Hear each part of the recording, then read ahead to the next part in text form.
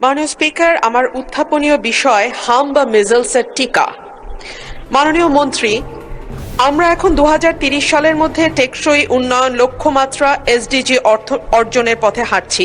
তখন হাম বা মিজলস ভাইরাসের পুনরায় প্রাদুর্ভাব আমাদের সেই লক্ষ্য অর্জনকে বড় ধরনের প্রশ্নের মুখে দাঁড় করিয়েছে।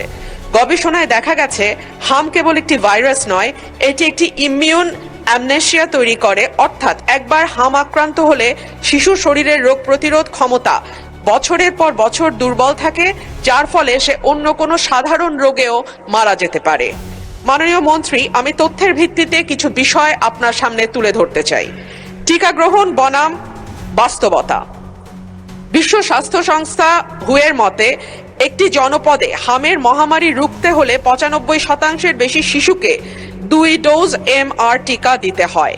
কিন্তু করোনা পরবর্তী সময়ে আমাদের নিয়মিত টিকাদান কর্মসূচিতে যে গ্যাপ তৈরি হয়েছে তার সুযোগ নিচ্ছে এই ভাইরাস।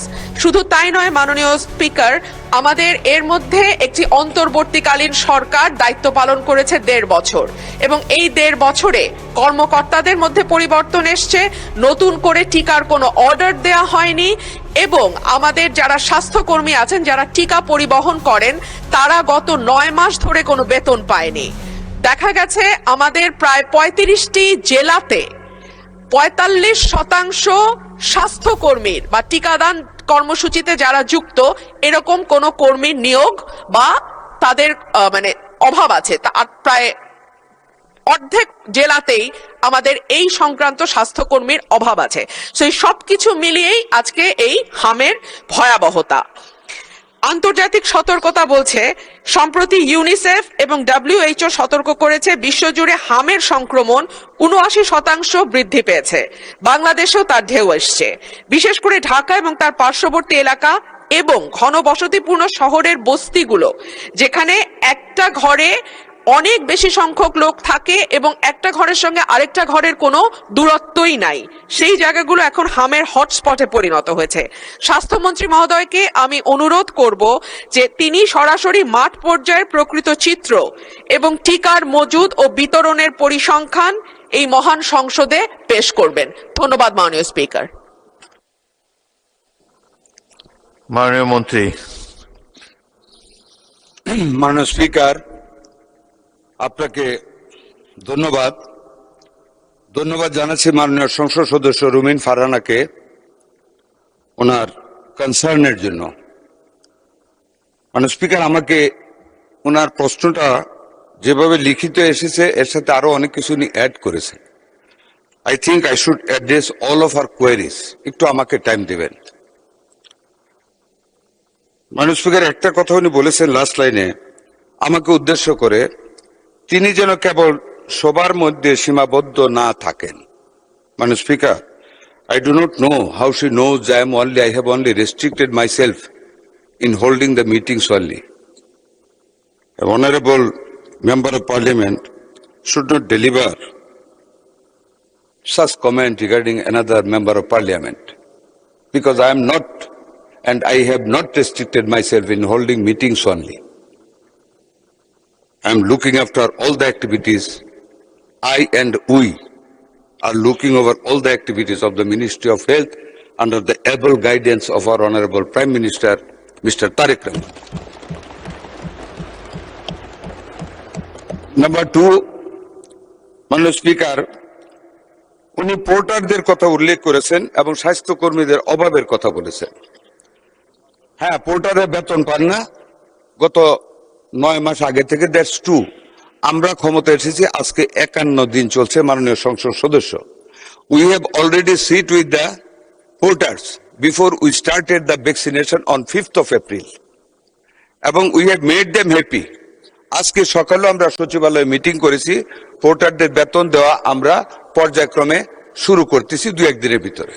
আরেকটু দাবি আছে, যেটা অ্যাসিস্ট্যান্ট হেলথ অফিসার, ওয়ার্কার, সহকারী কর্মকর্তা এবং ইন্সপেক্টর হেলথ, অ্যাকর্ডিংলি ফ্যামিলি প্ল্যানিংয়েরও তাদের কোনো ফিনান্সিয়াল বেনিফিট না, জাস্ট ইজ্জত একটা গ্রেড উন্নীত করা, that is also under consideration. অভাব আমাদের মাঠ পর্যায়ে ভ্যাকসিনেশনের জন্য নাই। Overall worker in the health sector কম আছে। We are going to recruit 100,000 health workers in different categories under the guidance of our honorable Prime Minister. That is for your knowledge. আরেকটা কথা বলেছেন উনি মাননীয় স্পিকার, ঢাকা শহর তার পার্শ্ববর্তী এলাকায় হটস্পট মিজেলসের। হ্যাঁ, গণবসতি এলাকায় আমি ওনার সাথে এগ্রি করি, it is also my hunch যে হতে পারে, বাট যার কথা উনি উল্লেখ করেছেন World Health Organization and UNICEF, মানে স্পিকার আমি ওনাদের তালিকাটা ওনার ধারণার জন্য বলতেছি, Dhaka is not included in that hotspot area. Out of the 18 districts, the Borguna, Borishal, Jhalokati, Chatpur, Coxsbazar, Munshigঞ্জ, Madaripur, Dhaka, Nawabganj only, Nawabganj, Shariatpur, Gazipur, Jalsur, Netrokona, Mymensingh, Pabna, Rajshaহী, Nওগাঁ, চাঁপাইনবাবগঞ্জ, নাটোর, এইসব ডিস্ট্রিক্টের কোনো উপজেলায় একটি উপজেলা, কোন জেলার দুইটি উপজেলা, এরকম ভাবে ওনারা হটস্পট লিস্ট করে দিয়েছেন to start the vaccine immediately and urgently, which we have started from the last 5th April। আর আমরা 12 তারিখ থেকে we are going to cover Dhaka city north, south, Mymensingh and Barisal city corporation. আমরা ডিক্লেয়ার করেছিলাম from 3rd May all over the country শুরু করার জন্য। আমরা এটাকে আরো এগিয়ে নিয়ে আসছি, because we have been able to collect the necessary vaccines from UNICEF by this time, and so we are expediting the vaccination program all over the country from 20th of this month। আমরা 14 দিন এগিয়ে নিয়ে আসছি। from 3rd May থেকে আমরা এটা আগামী 20 তারিখ থেকে ইনশাআল্লাহ শুরু করব, এটা আপনাকে অবগত করলাম। মাননীয় স্পিকার, আমি সার্বিকভাবে ওনার বাকি কথাগুলোর আরেকটা কথা বলেছেন উনি, গবেষণায় দেখা গেছে হাম কেবল একটা ভাইরাস তো এটি একটি ইমিউন এমনেশিয়া তৈরি করে, যাতে হামের পরে বাচ্চারা অন্য রোগে মারা যেতে পারে। মাননীয় সংসদ সদস্য, জাতিকে যদি আমরা খুব ভয় দেখিয়ে ফেলি তাহলে কিন্তু জাতি রোগাগ্রস্ত হয়ে যায়। রোগীর পাশে পজিটিভ কথা বলতে হবে। হাম কিন্তু আমারও ছোটবেলা হয়েছে, নিশ্চয়ই আপনারও হয়েছে, অল বেবি হাম হয়, কিন্তু আমরা কিন্তু সব মরে যাই না। আমাদের কিন্তু এখন লংজিভিটি আরো বৃদ্ধি পেয়েছে ইনশাল্লাহ। একদিক দিয়ে নিউট্রিশন ফল হয়, আরেক দিক দিয়ে নিউট্রিশন ইন হয় আমাদের বডিতে, এবং আল্লাহ তালাই কিন্তু আমাদের রেসিস্ট্যান্ট বৃদ্ধি করে দেয়। আর আমাদের যে হামটা হচ্ছে, আপনি যথার্থ বলেছেন, বিগত সরকারগুলি, 2টা সরকারের ব্যর্থতার কারণে হাম হয়েছে, রিকাভারও হচ্ছে আল্লাহর রহমতে। উই আর ফেসিং 2000,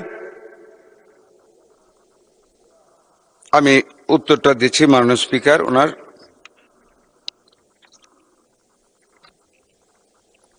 2030 সালের এসডিজি লক্ষ্যমাত্রা অর্জনে আমাদের অগ্রগতি, কোভিড পরবর্তী সময়ে নিয়মিত টিকাদানে